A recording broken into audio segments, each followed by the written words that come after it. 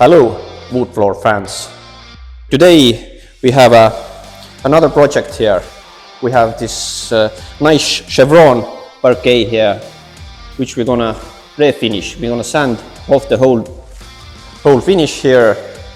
We have some wounds here that we're gonna repair.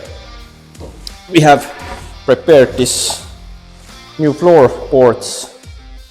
We're gonna cut out these pieces here, glue new material in, refinish it, and let's see what comes out of here.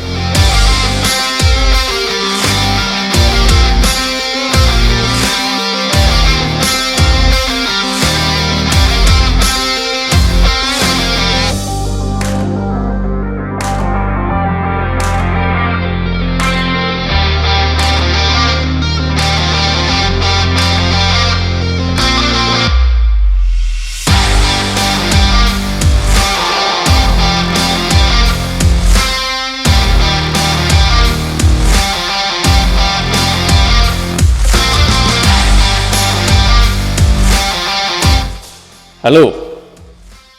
We have removed the whole finish here, but to our surprise, underneath came out thermotreated oak. We have a little problem here.